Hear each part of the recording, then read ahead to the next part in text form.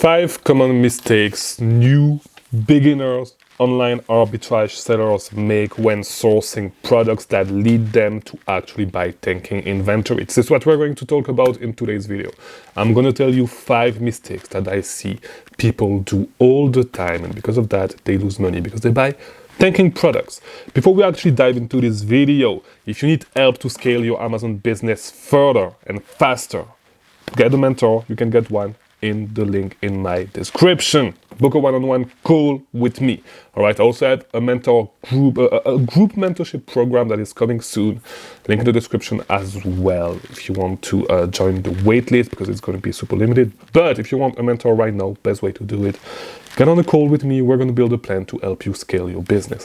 The third link, I'm sorry, that you're going to find is for the Discord server. If you want to grow fast, you need to build a network. Best way to do it, come on the Discord server, be active. Talk. You're going to meet some friends and you're going to start building a network that is going to help you scale as well. All right, so let's just dive into the video. I want to make it quick today. I want to deliver those points fast to you guys. And so the first mistake that I see a lot of people making is not taking into account the website in which they buy, the popularity of the website in which they buy, where they buy, I should say, their inventory. All right, you need to understand something. If you buy inventory on Walmart.com, and this is something that I've been saying a lot, if you buy something on Walmart.com that you found doing a tactical arbitrage scan, the chance that a lot of other sellers found the same product is pretty high, all right? And because of that, you need to know that if you find a lead that way, it's pretty sure that a lot of sellers are going to jump on it, right? And if a lot of sellers jump on this product, the price is going to tank way faster, right? So you need to take into account the popularity of the website where you buy your inventory, all right? And this is something that you learn little by little, but and that you need to try. This is why when you start, do not go deep in inventory, except if you've been advised by someone that has done it before you. And once again, if you want to cut that learning curve, get on a call, all right? Get on a call and we can talk about it. But yeah, you need to take that into account, all right? You need to take that into account. If not, you're going to buy a lot of tanking inventory. This is the first thing. This is the first mistake. You need to actually learn the game. You need to actually learn the market. You need to actually learn all those websites and how a sale affects the price on Amazon, right? How a sale on a specific website affects the price on Amazon. No, what you can do is paper trading, all right? So taking notes of leads, of the price where you bought it and when you expect to actually sell them. So if you find a lead today, just take note of it and like look at the price in 4 weeks and see if your estimation, your forecast was good. Because it's going to take you in between 3 to 4 weeks to buy a small quantity to actually sell out your inventory. So do this. Write it down, do some paper trading, same thing, like just write down the date, the lead and the date where you need to look at what price the buy box is at. And, you know, like if you start, you don't have a lot of capital, you are not going to be able to try a lot of product, but you can speed up you can cut on that learning curve just by doing this, just by doing paper trading, because you're going to get some experience as well, even though you are not buying the products, all right? That was mistake number 1. Mistake number 2 is going to be sourcing slow selling products. I made a whole video on that a couple of days ago. The thing is that if you not only if you source slow selling products, your average daily inventory, your inventory turnover is going to be pretty low, pretty high. I'm sorry, like it's going to take you a lot of time to flip your inventory. Not only that, but the chance that your products are actually tanking is way higher. So if you combine this by itself, it's not a mistake in itself, all right? This is something that if it's coupled with another mistake is going to cost you a lot of money. And so, for example, if you couple these mistakes with mistake number 1, which is not taking into account the popularity of a website, if you buy slow selling inventory on Walmart, you can be sure that you are going to have a super hard time to actually get rid of that inventory, right? So do not look at, like, I would say, like, stick to fast selling product. There's enough sales volume on fast selling products to not, like, it's not justifiable, in my opinion, to actually go with slow selling product, because there's so many products selling fast where you can actually get a piece of the pie that it is not, like, you cannot justify going on slow selling product. That's pretty much it. That's what I wanted to say about it. And I made a whole video on that subject, by the way. But yeah, I do not understand why you would go. Like, there's really no reason to do this if you can select faster selling products. All right. Tip number 3, third mistake that I see people making when sourcing and causing products to tank, leads to tank, products they buy to tank, is not noticing that the product is on a price hike, all right? That the price that the product is selling at right now is not sustainable. Sometimes, and you can avoid this just by looking at the keepa graph and looking a little bit in the past, but sometimes you will see that the price is way too inflated. It does not make sense. It has never been at that price, and it's just temporarily because there's just 1-2 sellers, but people are going to jump back and the price is going to tank as well. So if you notice that the price is not sustainable, just like this, do not get on the product. The price being sustainable, like, for a price to be sustainable, it does not necessarily need to be super flat, because there's some nuance as well. But you need to understand how often a product goes on sale and how often a product is on sale and how often you can actually find a profitable product is going to be, how often you can find this product profitably is going to affect the longevity of a lead as well, right? So you really, and it comes with experience as well. I made whole videos on that subject when it comes to sourcing and when it comes to understanding sales cycles.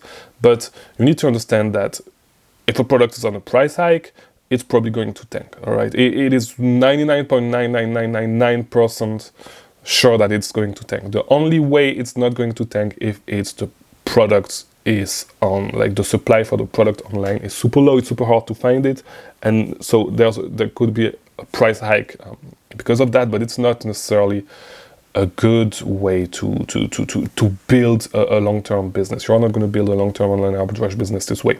You are going to build a long-term online arbitrage business by actually understanding sales cycle, understanding where to source products profitably and how often they come in sale and often you can find them profitably, so you can buy them over and over without the price tanking. All right, this is where you're going to find your replans. Your replans are not going to be on sale all the time. All right, your replans are products that are going to be temporarily on sale. All right, this is what you need to understand. You are not going to be able to find a replan that you can buy every single day for a long period of time. This is not the way it works. All right, and so stay away from price hike. Number 4. Not understanding buy box statistics. And this is what I talked about in yesterday's video, but it goes way deeper. You really need to understand, like, what you want to do when you actually look at that tab is understand if you can actually win the buy box for a product. Like, one of the most important thing that you want to actually understand, that you want to actually know when you actually analyze a product, is if you can win the buy box.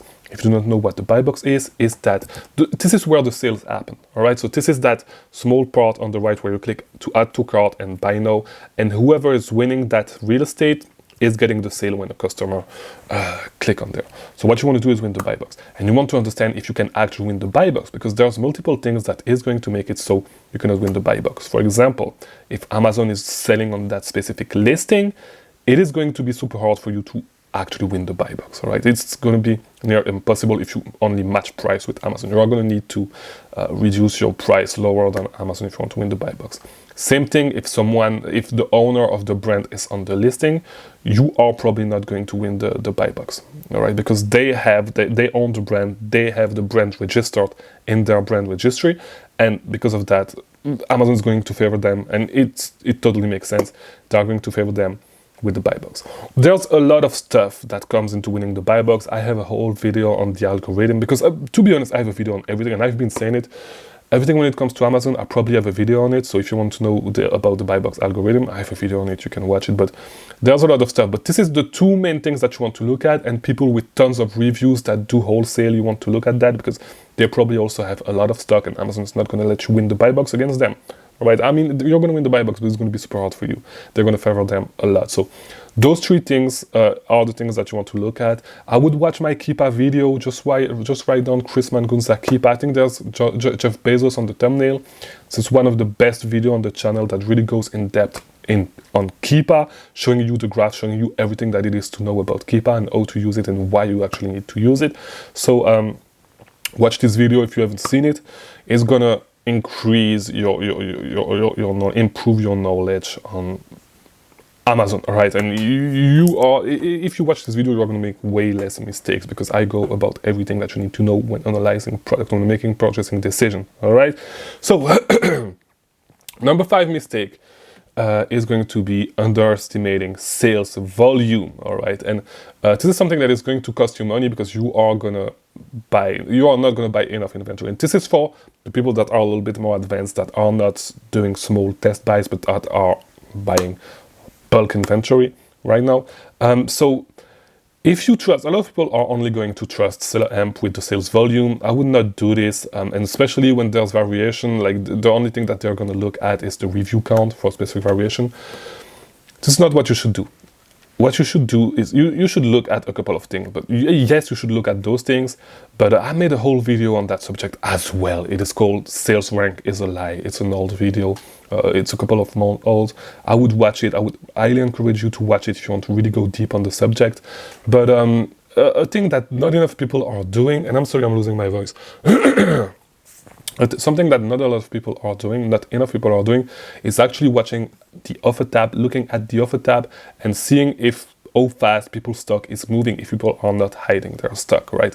And a lot of the time people are not going to be able to, are not going to hide their stock. There's a few ways to hide your stock. I mean, there's one way to hide your stock is to set a quantity limit, a purchase limit on your ASIN. But if people are not hiding their stock, you can see clearly how fast their inventory is selling. And so, yeah, just make sure to look at this. Watch the other video on that's called Sales Rank is a Lie, where I go deeper into that. But do not base, like, you really need to be able to estimate sales volume correctly. You can never know for sure before you actually test, because you never know how much of the buy box you're going to win. But you can pretty much get an idea of how fast the product is selling. And so, watch at the offer tab, look at the offer tab, look at the sales rank, yes, look at the reviews, yes, look at how fast the reviews are increasing, because sometimes some variation pick up speed, and look at the other video. I go way deeper into that, but you need to really be able to understand, to estimate sales volume. This is going to help you a lot. And you know, people underestimate most of the time the sales volume on a lot of listings with variation. People that are getting more advanced. All right. So that's the 5 mistakes I wanted to talk to you about in today's video. I hope it was helpful. If it was, leave a like, do all that stuff, subscribe. It helps a lot. And I release a new video every day. So, you know, I'll see you tomorrow. Watch these other videos on the screen if you want to keep learning about selling on Amazon. And yeah, thanks for watching.